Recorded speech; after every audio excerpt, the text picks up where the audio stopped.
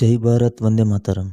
ಭಾರತದ ನೆರೆಹೊರೆ ರಾಷ್ಟ್ರಗಳ ಜೊತೆ ಸಂಬಂಧವನ್ನು ಸುಧಾರಿಸಲು ಪ್ರಯತ್ನಪಟ್ಟರೂ ಕೂಡ ಆ ನೆರೆಹೊರೆ ರಾಷ್ಟ್ರಗಳು ಭಾರತ ಜೊತೆ ಸಂಬಂಧವನ್ನು ಸುಧಾರಿಸಲು ಪ್ರಯತ್ನ ಪಡುತ್ತಿಲ್ಲ.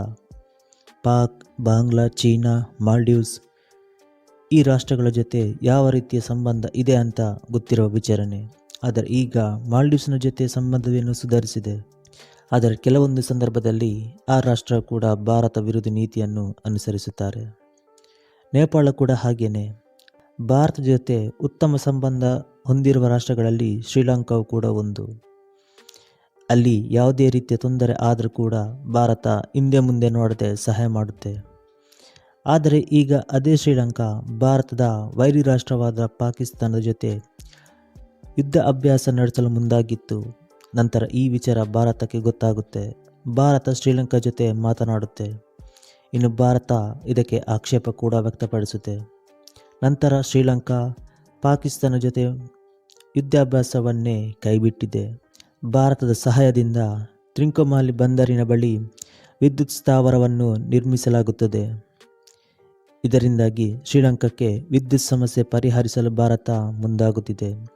ಆದರೆ ಪಾಕಿಸ್ತಾನ ಇದರ ಹತ್ತಿರ ಸಮರಾಭ್ಯಾಸ ನಡೆಸಲು ಮುಂದಾಗಿತ್ತು. ಒಂದು ವೇಳೆ ಅಲ್ಲಿ ಸಮರಾಭ್ಯಾಸ ನಡೆದರೆ ಭಾರತದ ಈ ಯೋಜನೆಯ ಮೇಲೂ ಕೂಡ ಕಣ್ಣಿಡ್ತಿತ್ತು. ಮತ್ತೊಂದು ವಿಚಾರ ಏನಂದರೆ, ಶ್ರೀಲಂಕಾಗೆ ಪಾಕಿಸ್ತಾನಕ್ಕಿಂತ ಭಾರತವೇ ಹತ್ತಿರದ ರಾಷ್ಟ್ರ. ಇನ್ನು ಇತ್ತೀಚಿನ ದಿನಗಳಲ್ಲಿ ಭಾರತ ಪ್ರವಾಸ ಕೈಗೊಂಡಿರುವ ಶ್ರೀಲಂಕಾದ ಅಧ್ಯಕ್ಷರು ಕೂಡ ಇದೇ ಮಾತನ್ನು ಹೇಳುತ್ತಾರೆ. ಭಾರತ ವಿರೋಧಿ ನೀತಿಗೆ ಅವರಿಗೆ ಜಾಗ ಕೊಡುವುದಿಲ್ಲ ಅಂತ. ಇಲ್ಲಿ ನೋಡ್ಲಿಕ್ಕೆ ಹೋದರೆ ಶ್ರೀಲಂಕಾಕ್ಕೆ ಯಾವುದೇ ರಾಷ್ಟ್ರದ ಅಪಾಯವಿಲ್ಲ. ಭಾರತ ಶ್ರೀಲಂಕಾದ ಮೇಲೆ ಇದುವರೆಗೆ ಯಾವುದೇ ರೀತಿಯ ದಾಳಿ ಕೂಡ ನಡೆಸಿಲ್ಲ. ಪಾಕಿಸ್ತಾನಕ್ಕೆ ಯಾವ ಉದ್ದೇಶ ಇಟ್ಕೊಂಡು ಶ್ರೀಲಂಕಾದ ಜೊತೆ ಸಮರಾಭ್ಯಾಸ ನಡೆಸಲು ಮುಂದಾಗಿದ್ದು ಗೊತ್ತಿಲ್ಲ. ಇನ್ನು ಅವರು ಕೂಡ ಶ್ರೀಲಂಕಾ ಹಾಗೂ ಭಾರತದ ಜೊತೆಗಿನ ಸಂಬಂಧವನ್ನು ಹಾಳು ಮಾಡಲು ಮುಂದಾಗುತ್ತಿರುವ ಹಾಗೆ ಕಾಣಿಸುತ್ತದೆ.